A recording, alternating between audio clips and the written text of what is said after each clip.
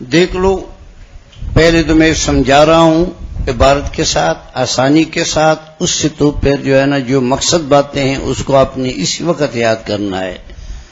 ظاہر بات ہے کہ احادیث کے اصول بیان ہو رہے ہیں تو وہ ان الفاظ اصطلاحات کی تشریح ہوگی جن الفاظ کے ذریعے سے اللہ کے رسول کا کلام ہم تک پہنچا ہے، تو یہ یک کے بعد گرے، یعنی ایک نے دوسرے سے نقل کیا، دوسرے نے تیسرے سے نقل کیا، ایسے الان آج تک ایسا پہنچا نا، اس کو سند کہا جاتا ہے۔ احادیث کے دو حصے ہوتے ہیں، یاد رکھو، ایک وہ ہوتا ہے جو متن کہلاتا ہے، جو الفاظ ہوتے ہیں مدعا کے بیان کرنے کے لیے جو الفاظ استعمال ہو جائیں اس کو کیا کہتے ہیں؟ متن الحدیث۔ اور ایک وہاں تک جو حضور تک کے جو نام آتے ہیں، کیا آتے ہیں بولو، جو اساتذہ کے بعد گرے چلے آ رہے ہیں ان کا نام اس کو کیا کہتے ہیں؟ اسانید۔ تو ایک سند ہوا اور ایک کیا ہوا؟ متن ہو گیا۔ یہ سند جیسے جیسے وقت گزرتا جاتا ہے ایسے ایسے اسامی بڑھتے جاتے ہیں، نہیں سمجھ گئے؟ ظاہر بات ہے کہ اللہ کے رسول اور صحابی کے درمیان کوئی واسطہ نہیں ہے، اور جب تابعی آ جاتا ہے تو درمیان میں واسطہ کون ہوتا ہے؟ صحابی ہوتا ہے۔ جو تبع تابعی کی بات ہوتی ہے تو واسطے درمیان میں دو واسطے آ گئے، ایک تابعی کا اور ایک صحابی کا۔ تو جیسے جیسے نیچے منتقل ہوتا جا رہا ہے تو آگے کیا ہوتا ہے؟ واسطے بڑھتے جاتے ہیں۔ اب یہ باتیں سمجھ میں آ رہی ہے؟ تو اسی طرح آپ نے جو محدث وہی ہوتا ہے جو حدیث کو جانتا ہو متنن و سندن، کیا بولو؟ متنن و سندن۔ جتنا محنت آپ نے حدیث کے الفاظ پر کرنا ہے اس سے زیادہ محنت کس پہ کرنا پڑتا ہے؟ سند اسانید پر کرنا ہوتا ہے، چونکہ یہ ایک مستقل فن ہے، سمجھ گئے؟ ہمارے پاکستان میں اسماء رجال پر کام نہیں ہوتا ہے، مدارس سے بھی کم ہوتا ہے، اس لیے اس فن میں ہم بڑے کمزور ہیں۔ کیا ہے؟ کمزور ہیں۔ باہر یونیورسٹیوں میں جو اسلامی یونیورسٹیاں ہوتی ہے تو احادیث کے ساتھ جیسا متن تو تقریباً عالم ہوتا ہے، آدمی کو عربی کا تو آتا ہی ہے، زیادہ محنت کس پر کی جاتی ہے؟ سند پر، کہ اس حدیث کے ذوف اور قوت اور درجہ ذوف اس سب کا دار و مدار سند پر ہوتا ہے، لہذا اس سند کو آپ نے سمجھنا ہوگا۔ سمجھے بھائی؟ تو ایک بات یہ یاد رکھیں۔ دوسری بات یہ ہوگی کہ آپ نے ان اصطلاحات کو اچھی طرح سمجھنا ہے جو کہ محدثین ان کو استعمال کر رہے ہیں۔ کیا بولو؟ سب سے پہلا لفظ جو آج استعمال ہو رہا ہے وہ کون سا لفظ ہے؟ خبر شاباش۔ کیا؟ ایک وہ خبر ہے جو ہم آپس میں کہتے جاؤ باہر سے اخبار لاؤ، تو اخبار میں بھی تو خبریں ہوتی ہے، کچھ اور ہوتا ہے۔ ہاں، یہ وہ خبریں نہیں ہیں جو اخبار میں لکھی ہوئی ہے، سمجھ گئے؟ یہ وہ خبر ہے جو کسی شرعی حکم کے لیے، کسی شرعی حکم کو بیان کیا ہے اللہ کے رسول نے، کسی چیز کے متعلق جو خبر دی ہے، قول ہو فعل ہو، تو یہ وہ مراد ہے۔ کیا مراد ہے؟ وہ مراد۔ آیا وہی مراد ہے یا صحابہ نے جو کچھ کہا وہی مراد ہے یا تابعین نے جو کچھ کہا وہی مراد ہے؟ یہ ابھی آپ کے سامنے باتیں آ جائے گی، نہیں سمجھ گئے نا؟ تو اگر آپ کے لغوی معنی کے لحاظ سے آپ کے سمجھ میں اگر میری باتیں آئی ہوگی تو آپ خود ہی فیصلہ کر سکتے ہیں کہ ایک خبر بے معنی عام ہے، مطلق خبر ہے، اور ایک خبر خاص ہے۔ تو خبر مصطلح اور خبر عموم اور عام، اس میں عموم خصوص مطلق کی نسبت ہو گئی، بغیر کتاب کے، بغیر کسی تشریح کے لفظی معنی سے آپ یہ فرق کر سکتے ہیں کہ ایک لفظ خبر وہ ہے جو بمعنی عام استعمال ہو جائے، وہ اور چیز ہے، وہ تو ہر ایک کے بیان کو خبر کہا جاتا ہے۔ ایک وہ خبر ہے جو شرعی حکم کے لیے، شرعی خبر کے لیے اللہ کا رسول استعمال کرے یا صحابی رسول استعمال کرے یا تابعی استعمال کرے، وہ اور حیثیت، وہ خاص ہو جاتی ہے اور ایک عام ہو جاتی ہے۔ نہیں سمجھ گئے؟ تو یہ پہلا لفظ کیا آ گیا؟ خبر۔ اب پڑھو، کون پڑھے گا بات؟ اب یہ دیکھو نا، یہ کام نہیں ہوگا. جس نے پڑھنا فوراً شروع کرو، واضح واضح پڑھو. گیٹ کے باہر تو بچے نہیں بیٹھے نا، باہر ہیں کہ نہیں ہیں؟ باہر ہو تو اندر آؤ گے، راستے میں بیٹھو. دروازے سے باہر بیٹھے ہوں، سبق میرا سن رہے ہیں، یہ کون سا طریقہ ہے یار؟ ہاں،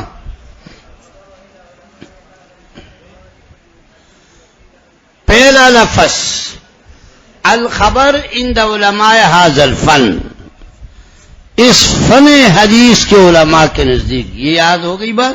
ہر سال میں تمہیں، خاص کر تم تو جو پرانے لڑکے ہیں، ہر درج میں اس باتوں کو میں سمجھا رہا ہوں کہ ہر فن کے الگ الگ اصطلاح ہوتے ہیں. سمجھ گئے؟ اردو کا اصطلاح الگ ہے. اور وہ ایک قصہ کا ہنسنے والی آپ لوگوں کو بار بار بیان کر چکا ہو، ہے بھی بڑا دلچسپ. ہو ولی خان صاحب کا قصہ سنایا تھا نا؟ نہیں، یہ پرانوں کو میں بار بار سنا چکا ہوں. مختصر سا قصہ ہے. وہ دارالعلوم میں کہیں جلسہ ہو رہا تھا. کس میں؟ کورنگی میں. تو مفتی محمود صاحب بھی آئے ہوں گے. پرانے یہ تو دوست تھے آپس میں. ولی خان صاحب کو دعوت دی تھی. وہ بہت بڑے سیاسی لیڈر تھے، عام آدمی نہیں تھے. کون؟ ولی خان. ہاں، تو ولی خان صاحب مرحوم بھی آئے تھے. تو ولی خان صاحب تقریر کر رہے تھے. کیا کر رہے تھے؟ تقریر کر رہے تھے. تو کہیں اس نے لفظ قوم کو مذکر استعمال کیا. قوم جانتا ہے یا قوم یہ کرتا ہے. یہ میں نے کہا بیان کیا. تو آپ دیکھیں نا، تم لوگ منکر ہو رہے ہو. تو سامنے تو کراچی میں تو اردو والا زیادہ ہے جلسے میں. وہ آپ دارالعلوم کی کراچی میں تو اہل لسان اردو زیادہ ہوتے ہیں. تو کوئی بندہ درمیانی میں کھڑا ہو گیا، ادھر سے آواز دیا کہ خان صاحب یہ لفظ قوم مؤنث ہے، مذکر نہیں ہے. کیا تنبیہ کیا. جیسے میں ادھر پڑھا رہا ہوں، کوئی درمیان میں کھڑا ہو جائے، مجھے فتح دے دے کہ یہ ایسا ہی ہے. ایسا وہ اسٹیج پر کھڑا تھا. اس نے آگے سے کسی بھی جلسے میں آواز دے دی کہ قوم کیا استعمال کرو، مؤنث ہے، مذکر استعمال نہ کرے، اچھا نہیں لگتا ہے. تو اس نے بغیر سوچے سمجھے فوراً اس کو ڈانٹا، کہہ دیا بیٹھ جاؤ، تمہیں کیا پتہ ہے، تمہارا قوم مؤنث ہے، ہمارا تو مذکر ہے.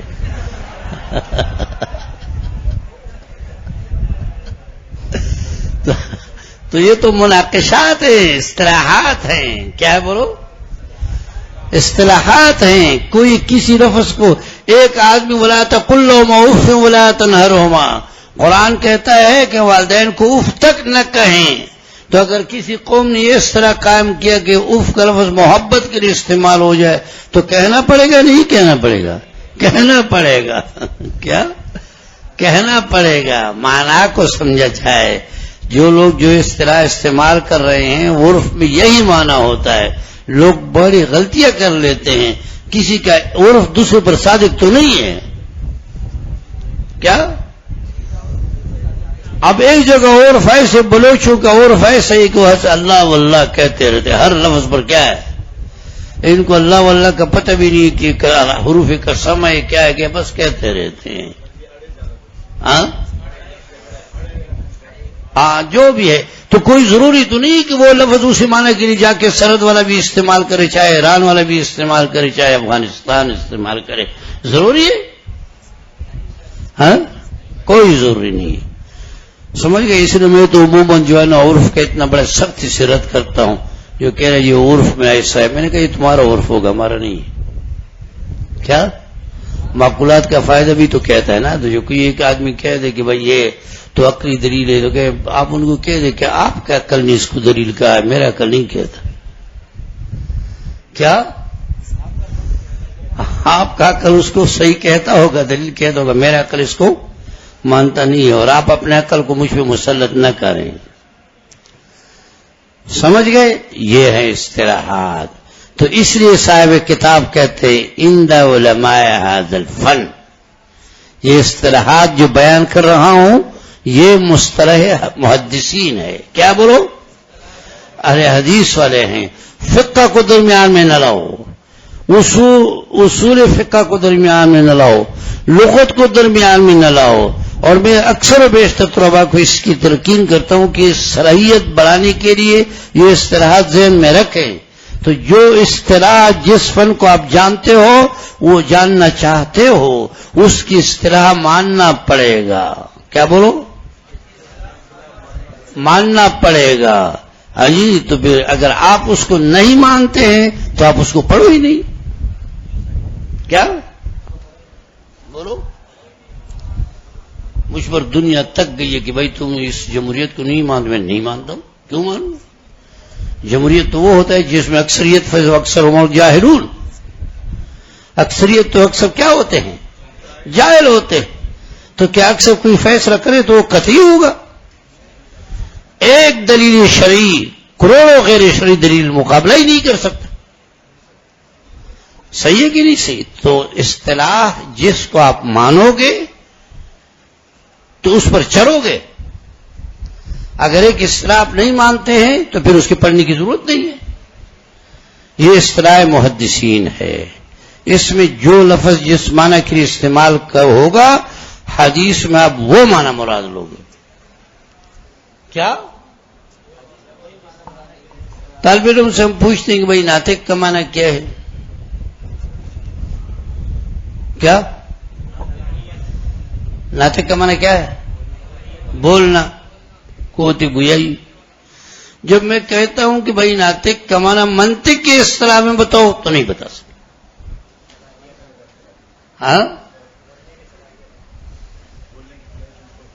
اچھا، تو منطق والا تو کہتے ہیں کہ ہر انسان ناطق ہوتا ہے، تو جس میں بولنے کی صلاحیت نہیں بالکل گونگا ہی ہے وہ پھر انسان نہیں ہوگا.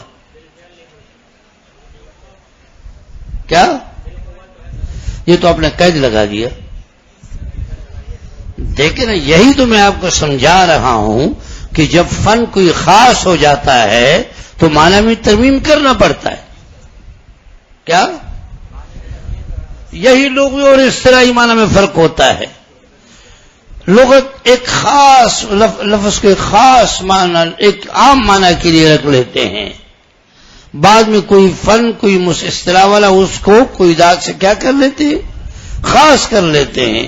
تو آپ نے جس فن کی بات کرنی ہو تو اس فن کا اصطلاح ماننا ہو. کیا ہوگا؟ اس میں آپ دوسرے اصطلاحات کو نہ گھسیڑیں، دوسرے اصطلاحات کو نہ لائیں. یہ بڑا نقصان ہو جاتا ہے.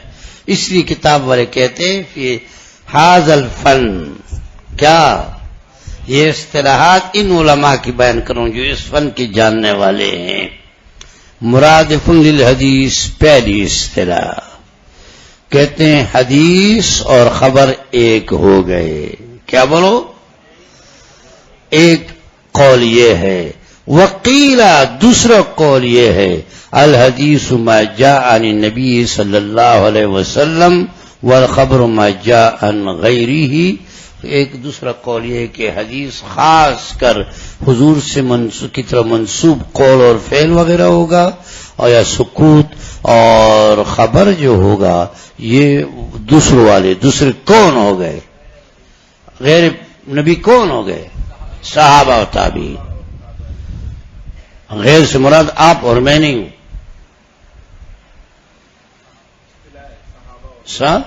یہاں غیر سے مراد شریعت میں جو مقام رکھتے ہیں، حیثیت رکھتے ہیں، تو کون مراد ہے؟ صحابہ.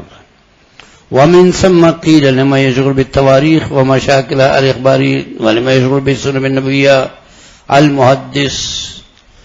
چونکہ اس میں عموم ہے اور حدیث میں تخصیص ہے. کیا بولو؟ تو جو لوگ مشتغل ہوتے ہیں تاریخ میں یا تاریخ کی طرح اور واقعات اخباری واقعات ہو گئے، ہاں جی، تو اس کو کہتے ہیں کہ یہ اخباری ہے، خبر دینے والا ہے، اس کو اخباری کہتے ہیں. کیا کہتے ہیں؟ مخبر. اور جو سنت نبویہ پر مشتمل ہو، بحث کرتا رہتا ہو، اس کو کیا کہتے ہیں؟ محدث. کیا آج کل ہر ایک محدث بنا ہوا ہے. بنات کے مدرسے کھول دیے گئے ہیں، چوتھے تیسرے سال میں پھر جو ہے نا کہیں 2 سالہ کورس ہے، کہیں 1 سال کا کورس ہے، کیا؟ اور پھر جو ہے نا کیا ہے، پھر محدث بن جاتا ہے۔ کیا بن جاتا ہے؟ بخاری پڑھاتے ہیں۔ ایک مرتبہ میں گاؤں گیا تھا، 3-4 سال پہلے کی بات ہے، تو جہانگیری ایک ہمارا جہانگیر ہے، جہانگیری پھر نوشہر کے پاس ادھر ایک اور جو چھوٹا گاؤں ہے جہانگیر، آپ وہاں کے لوگ جانتے ہوں، اب نہیں جانتے۔ اس کے ایک مولوی صاحب تھا، مجھ سے ملا تو اس نے میرا نمبر لے لیا، پہچان لیا، تو اس نے کہا کیا؟ میں نے خیریت ہے؟ کہہ رہا استاد جو نمبر دے دو، میں بخاری شریف پڑھاتا ہوں، کبھی کبھی مشکلات میں۔ کوئی بات نہیں، یہاں بہت سارے بخاری پڑھانے والے، اکیلا آپ نہیں ہیں۔ کیا ہے بولو؟ ہاں، میں نے کہا جن کو آپ پڑھاتے ہیں ان کو بخاری شریف کا کیا پتہ ہے، اردو کی کتاب سامنے کو ترجمہ کراتے رہو۔ ہاں، کشف الباری کون سمجھتا ہے یار؟ کشف الباری تو بہت بڑے محدث کی کتاب ہے۔ کیا اردو میں لکھا؟ اردو بھی نہیں سمجھے گا، اس لیے کہ اس میں جو تعریفات ہے وہ عربی میں ہے، زبان علمی استعمال ہوا ہے، کبھی دیکھا نہیں ہے صحیح طریقے سے۔ عالم کی کتاب عالمانہ ہوتا ہے، وہ الفاظ جو نقل کرتے ہیں کس سے نقل کرتے ہیں؟ عربی میں نقل کر لیتے ہیں، تو اس کا ترجمہ بھی نہیں کر لیتے۔ کیا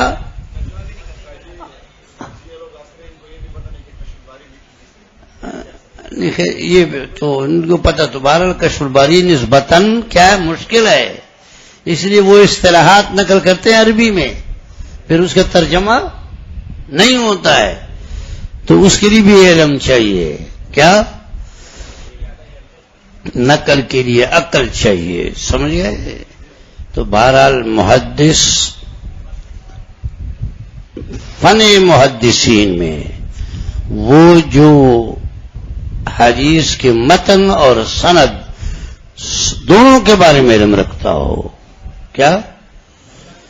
خاص تعلق اقوال اور افعال اور سکوت اور تکرار منسوب الی النبی ہو تو اس کو محدث کہیں گے۔ کیا کہیں گے؟ محدث۔ اور جو دوسری چیزوں کے متعلق ہے، صحابہ تابعین کے اخبار اور دوسرے تواریخ وغیرہ کو پھر خبر کہیں گے۔ بعض لوگوں نے یہ کہا ہے وقیل بینہما خصوص مطلقا، یہ میں نے بھی آپ کو بتا دیا کہ تیسرا قول یہ کہ یہ تو عموم مطلق ہے، ہر حدیث خبر ہو سکتا ہے، من غیر اقسن، یعنی ہر خبر حدیث نہیں ہو سکتی۔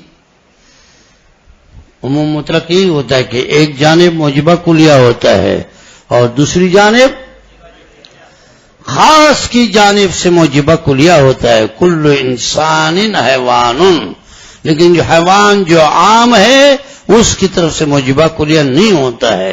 ایسا نہیں ہوتا کہ ہر حیوان بھی انسان ہو جائے، وہاں موجبہ جزیہ ہوتا ہے، بعض الحیوان انسان۔ کیا؟ تو عکس سے مراد کیا؟ عکس منطقی نہیں، یعنی لغوی ہے، ضروری نہیں ہے کہ وہ بھی اس طرح عام ہو جائے۔ تو وَعَبَّرَهَا بِالْخَبْرِ، اور یہاں لفظ خبر کو لایا گیا تاکہ مشمول ہو، شامل ہو جائے۔ کس کو؟ ہاں بھائی، یہاں شامل کے لیے کہا گیا، متن میں اس نے تخصیصات نہیں کی ہے، شارح اس کی فائدہ بتا رہے ہیں کہ یہاں شمول تواریخ اور دوسروں کو بھی خبر، لفظ خبر شامل ہو جائے۔ خبر کی بات ہو رہی ہے، حدیث کی بات تو نہیں ہو رہی ہے۔ کس کی بات ہو رہی ہے؟ خبر کی بات ہو رہی ہے، تو خبر میں تو عموم ہے۔ کیا عموم ہے؟ وہ تو سب کو شامل ہے۔ کس کو شامل ہے؟ سب کو شامل ہے، تو اس لیے اس کو یہاں لایا گیا تاکہ شامل ہو جائے۔ فہو باعتبار اصول لینا، یہ ہے تقسیم۔ تھوڑا بتا رہا ہوں، آسان ہے، پھر کل سے باتیں شروع ہو جائے گی۔ اقسام 3 قسمیں ہیں، آسان، لیکن یہ کہ پہلے تمہید سمجھا رہا ہے۔ یہ حدیث باعتبار اس اعتبار سے جو ہم تک پہنچا ہے، میں نے پہلے سمجھایا کہ ہم تک پہنچتے پہنچتے وسائل بڑھتے جاتے ہیں، واسطے بڑھتے جاتے ہیں، تو کہتے بے اعتبار وصول ہی لینا، حدیث جو اس اعتبار سے جو ہم تک پہنچی ہے، اما کلو ترکن اسانید کثیرہ، جی کیا بولو، یا تو کیسے ہوگا، ان کے لیے بہت سارے طریقے ہیں، کیا بولو، سند زیادہ ہے، لأن ترکن جمع طریق، اس لیے کہ ترک کا لفظ جو یہ طریق کی جمع ہے، اور بعض لوگوں نے کہا کہ یہ فعیل کا وزن بھائی کس میں آتا ہے، کثرت میں استعمال ہو سکتا ہے، یجمع علی فعل بضمتین وفی القلۃ علی فعل، جب یہ وزن کثرت کے لیے استعمال ہو اجی تو فعل کے وزن پر ہوگا، جیسے کہ طرق، بولو یہ کس لیے جمع کثرت ہوگا، کیا کہا، جب کثرت مراد ہوگا تو اس کا جمع کیسے بنے گا، فعل کے وزن پر، اور جب مراد کیا ہو، جمع قلت ہو، کیا بولو، تو پھر فعل نہیں ہوگا، کیا ہوگا، افعل ہو، یہ الفاظ معنوی ہوتے ہیں۔ کیا آپ یہ دیکھیں کہ جمع کون سا لایا گیا ہے، تو جمع کثرت لایا گیا ہے، اس لیے کہ سند میں کثرت ہوتا ہے، کیا ہوتا ہے بولو، کثرت ہو، قلت تو 3 تک ہے، جمع قلت کتنا تک ہے، 3 تک ہے، تو سند میں تو بہت سارے واسطے ہوتے ہیں، تو اس لیے طرق کا لفظ لایا، کیا لایا بولو، تاکہ کثرت پر دال ہو، والمراد بالطریق الاسانید، کہتے طرق کا لفظ نیا لایا گیا، ہم نے تو 2 باتیں سنی تھی کہ ایک متن ہوتا ہے، کیا ہوتا ہے، سند، یہ آپ طریق کہہ رہے بھائی طریقے سے مراد وہی سند ہے، کیا بولو، کیا ہے مراد، سند ہے، جو پہلے میں آپ کو سمجھا چکا ہوں کہ حضور سے آج تک جو بات پہنچتی ہے 2 چیزیں ہوتی ہے، پہلا سند، دوسرا متن، تو کہتے ہیں سند سے وہی متن ہے، طرق سے مراد وہی سند ہے۔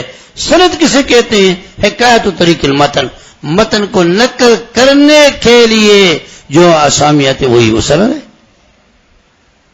وَلَوْ الْإِسْنَادُ لَقَالَ مَنْ شَاءَ مَا شَاءَ، اگر سند نہ ہوتا تو جس کا جو دل چاہا کہہ دیتے، لیکن سند نے سب کچھ کو روکا ہے، کیا بولو، آگے کیا ہے، اچھا اب یہ ابھی وَتِلْكَ سے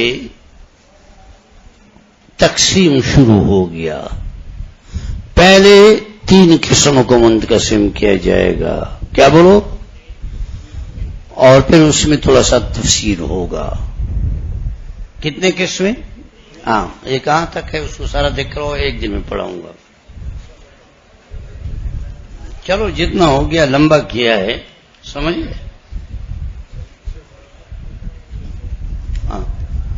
ہاں اب اس کو دیکھیں، اب اگلا صفحہ بھی مطالعہ کریں، دیکھیں مشہور قسمیں، مشہور ہے، متواتر ہے، مفرد ہے اور عزیز ہے، کتنے، ہاں 4، کتنے ہو گئے، یہ 4 قسم پہلے اہم ہے، اس کو آپ یہ بیان کر رہے ہیں، تھوڑا اس کو مختلف نہیں، جو میں پہلے تواتر کی لحاظ سے کر رہا ہوں، پہلا تقسیم ایسا کریں گے، ٹھیک ہے نا، تو تقسیمات تو مختلف اعتبار سے نا، تو پہلا تقسیم ہم یہ کریں گے، ٹھیک ہے نا، تو اس کا مطالعہ کر کے پھر کل آگے پڑھا دوں، بس